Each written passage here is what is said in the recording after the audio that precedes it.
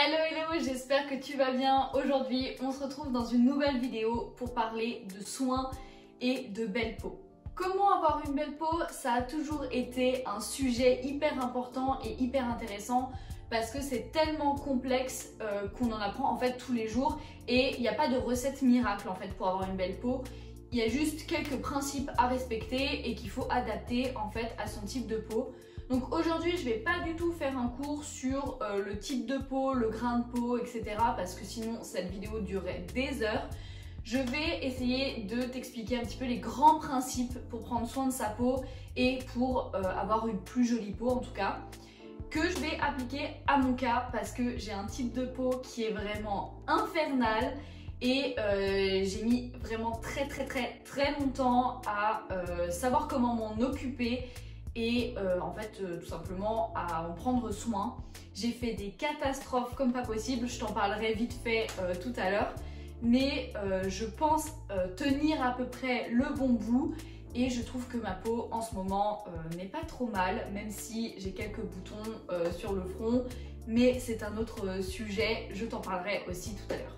Alors, je peux pas commencer correctement cette vidéo sans te décrire et t'expliquer mon type de peau un peu plus en profondeur parce que sinon tu vas pas pouvoir comprendre en quoi les étapes de ma routine sont adaptées et tu vas pas pouvoir apprendre à l'adapter à ta peau. Moi, comme je te le disais, j'ai un type de peau qui est vraiment atroce, c'est-à-dire que j'ai une peau mixte, mais à l'extrême. Et en plus de ça, j'ai une peau extrêmement sensible et réactive, ce qui fait que je fais des réactions allergiques à tout et n'importe quoi, à tous les parfums, etc.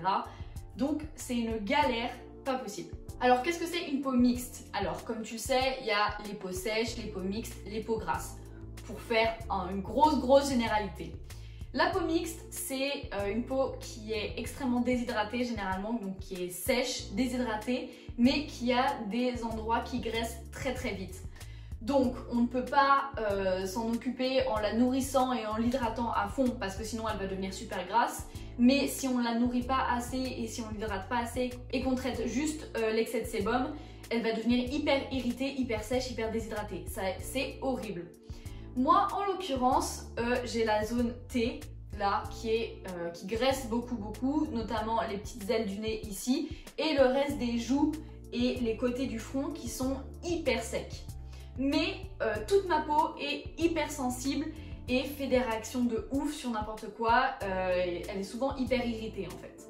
Et ça, c'est complètement de ma faute parce que quand j'étais adolescente, enfin quand j'étais jeune adolescente, entre 14 et 16 ans on va dire, j'avais la peau qui était plus grasse que maintenant et la mode à l'époque c'était les peaux qui étaient hyper mates et qui n'avaient pas un pet de sébum. Le problème c'est que sur le marché des cosmétiques on n'avait que des trucs qui étaient hyper abrasifs et qui te décapaient la peau à fond et moi j'ai utilisé ça à outrance pour que j'ai la peau hyper mate. Ce qui a fait que ça m'a complètement détruit la peau et c'est pour ça que maintenant j'ai la peau qui est vraiment hyper sensible et qui fait des irritations à tout et à n'importe quoi. J'ai de la chance, j'ai pas plus de boutons que ça, ni d'acné ou quoi que ce soit. La seule petite imperfection que j'ai, c'est que j'ai énormément de points noirs sur le nez et que j'ai du mal à m'en débarrasser. J'ai pas encore trouvé la solution miracle à ça. Mais je perds pas espoir, je pense que ça va venir. D'ailleurs, si tu as des astuces pour faire disparaître les points noirs, n'hésite pas à le dire en commentaire, je t'en serais vraiment hyper reconnaissante. Donc voilà, maintenant que tu connais un petit peu mieux mon type de peau, je vais pouvoir t'expliquer les 3 grands principes des soins de la peau. On a nettoyer, hydrater, nourrir. C'est aussi simple que ça. Tu te poses sûrement la question, qu'est-ce que c'est la différence entre hydrater et nourrir? C'est tout simple. Hydrater, c'est l'eau, nourrir, c'est le gras. Et tu verras la nuance quand je te présenterai mes produits. Donc, on commence par la première étape, le nettoyage. J'ai des nettoyages différents le matin et le soir. Le matin, j'utilise seulement un nettoyant comme ça à rincer. Donc celui-là, il vient de chez Sobio parce que c'est un nettoyant qui est très doux et qui ne m'agresse pas la peau, qui ne me l'assèche pas. Donc voilà, je l'utilise comme ça, à la main tout simplement. Voilà, et je le rince. Pour moi, les nettoyants en gel ou en mousse, en tout cas les choses à rincer, pour moi, c'est les meilleurs nettoyants parce que ça va permettre de vraiment rien laisser sur ta peau après. Le soir, je ne fais pas que du nettoyage comme ça parce qu'il faut que je passe par la case démaquillage avant. Et pour me démaquiller, j'utilise de l'huile de coco. Alors l'huile de coco c'est assez controversé parce que c'est un petit peu comédogène, mais moi j'utilise juste pour me démaquiller et je la rince et je la nettoie après, du coup ça reste pas sur ma peau. Je suis passée par des tonnes et des tonnes de démaquillants biphasés, pas biphasés, à rincer, pas à rincer, et j'ai jamais trouvé aussi efficace pour le mascara waterproof que l'huile de coco. Donc tout simplement je prends une noisette d'huile, je la fais fondre dans mes doigts et je frotte mes yeux comme ça, jusqu'à qu'il n'y ait plus aucune trace de maquillage. Ça marche pour les yeux, pour les lèvres, pour le teint, franchement c'est universel, ça coûte pas cher. Donc voilà, je me démaquille avec ça et ensuite j'enlève le maquillage avec un coton réutilisable et je nettoie quand même ma peau avec le gel nettoyant parce que il faut enlever le reste d'huile, le reste de maquillage et toutes les impuretés de la peau. Ensuite, en termes d'hydratation, donc je le rappelle, apporter de l'hydratation à ta peau, c'est apporter de l'eau. Et donc, qu'est-ce qu'il y a de mieux pour apporter de l'eau à ta peau? Du gel d'aloe vera. Alors ça, pareil, j'ai jamais trouvé meilleure chose pour hydrater la peau. Donc voilà, toujours de la marque SoBio. Je mets juste une petite pompe de gel d'aloe vera que je mets sur ma peau, tout simplement. Ou alors, comme tu verras après, je la mélange directement à ma crème le matin pour aller plus vite. Mais voilà, j'apporte beaucoup d'eau grâce au gel d'aloe vera et ça, j'ai vraiment vu la différence. Ensuite, pour le matin, je passe directement à l'étape nourrir / hydrater avec une petite crème de jour. Donc celle-là, elle vient de la marque Phonetic. C'est une crème de jour toute simple en fait qui est censée un petit peu réguler le sébum, etc. Je la trouve pas mal, je la trouve pas exceptionnelle de ouf, mais elle est pas hyper chère et elle est très très bien notée sur les applications telles que Yuka ou Incy Beauty. Donc comme je te le disais, souvent je la mélange avec l'aloe vera, je mets une pompe d'aloe vera, une pompe de crème dans ma main, je mélange et j'applique directement sur mon visage. Mais ça pareil, c'est à toi d'adapter en fonction de ce que ta peau a besoin. Donc voilà, et pour le matin c'est tout ce que je fais, je nettoie, j'hydrate, je nourris. Point barre. Le soir, c'est un petit peu différent. Donc comme je te l'ai dit, je me démaquille et je me nettoie bien le visage. Et ensuite, je fais ce que j'appelle un traitement. C'est là où tu peux mettre tes sérums, par exemple, tes sérums adaptés à ton type de peau. Ou alors, moi, ce que je fais, c'est que je traite mes petits boutons et mes petites imperfections avec de l'huile d'arbre à thé. Donc je prends un petit peu d'huile essentielle sur un coton-tige et j'applique sur mes boutons comme ça, je laisse sécher et ça me fait mon traitement en gros. Donc voilà, j'ai rien d'autre à dire sur l'huile d'arbre à thé. Moi je m'en sers pour traiter mes petits boutons. Mais voilà, toi tu peux mettre des sérums hydratants, purifiants ou quoi que ce soit en fonction de ton type de peau et en fonction de ce que ta peau a besoin. Ensuite, le soir, contrairement au matin, je mets l'accent sur nourrir ma peau. Donc avant de mettre ma crème ou en même temps que ma crème de nuit, je mets de l'huile végétale. En l'occurrence, c'est de l'huile de jojoba parce que sur moi, c'est la plus efficace en fait. L'huile de jojoba, je t'en ai déjà parlé, c'est une huile qui est hyper proche du sébum de la peau, ce qui permet en fait de réguler ta production de sébum et donc de rétablir une texture de peau qui est un petit peu plus saine. Souvent en même temps que ma crème, donc je mets un peu d'huile dans ma main, un peu de crème, je mélange et j'applique sur mon visage. Mais ça pareil, ça dépend de comment tu as envie de faire et du temps que tu as.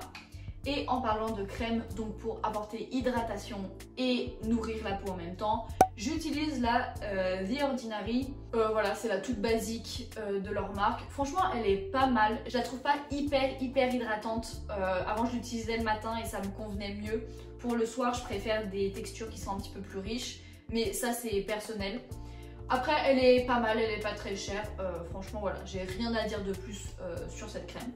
Et donc voilà, pour le soir, c'est tout ce que je fais. Démaquillage, nettoyer, traiter, nourrir, hydrater. Ou hydrater et nourrir. Et voilà, et rien qu'avec cette routine-là, je peux espérer avoir une peau un petit peu plus saine, avec une texture de peau qui est un petit peu meilleure. Moi, j'ai vu des gros changements, notamment quand j'ai apporté un peu plus d'hydratation, parce que j'ai la peau qui est très déshydratée. Après, je fais quand même des soins un petit peu plus profonds, 2 fois par semaine, le mercredi et le dimanche généralement, où je fais des Peeling. Je vais pas m'étaler à fond sur le sujet du peeling parce que pareil ça mériterait une vidéo à part entière. Mais si tu veux te renseigner un petit peu plus sur le sujet, je te mets en barre d'infos une vidéo de Sleeping Beauty qui en parle en long, en large et en travers, où tu pourras tout comprendre. Donc j'ai deux peelings que j'alterne. J'ai celui de One2Free qui est pas mal. Franchement il est assez bizarre à utiliser parce que c'est de la poudre que tu mets dans ta main, tu mets un peu d'eau et ça te fait une sorte de crème que tu appliques sur le visage, tu attends 5 minutes, tu rinces. Je voulais tester, je le trouve plutôt pas mal mais je pense pas que je le rachèterai parce que ça n'a pas des effets miraculeux de ouf. Après voilà, c'est un peeling qui est vraiment pas mal. Et je l'alterne avec le fameux The Ordinary, donc le peeling rouge là qui avait fait le buzz au premier confinement. Alors lui pour le coup il est un petit peu plus costaud. Moi je sais que même avec ma peau qui est hyper sensible et hyper réactive, je n'ai jamais fait de réaction de ouf avec ce peeling. Juste quelques rougeurs vers les yeux et voilà sur les côtés du front, mais ça disparaît en 1 ou 2 heures maximum. Et franchement ça fait du bien de ouf à la peau.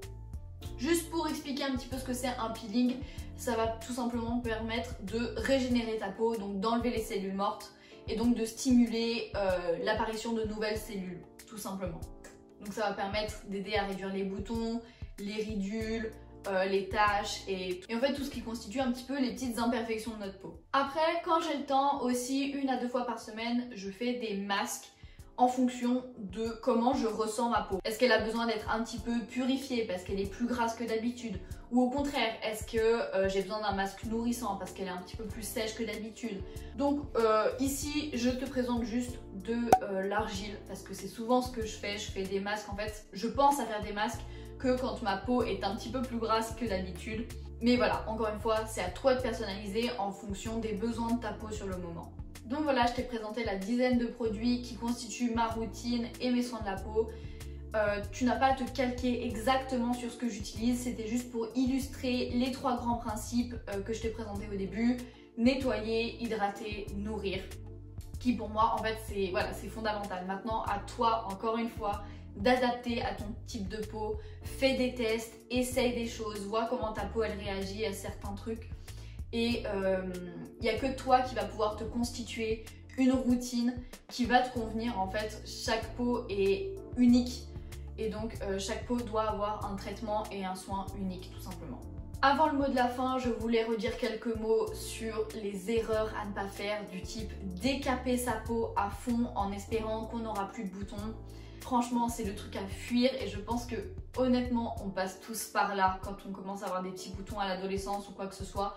Après vraiment voilà, ne t'acharne pas à essayer de la décaper à fond parce que après comme moi tu vas avoir une peau qui va être hyper réactive et qui va faire des siennes de ouf et ça prend vachement plus de temps à réparer qu'à décaper.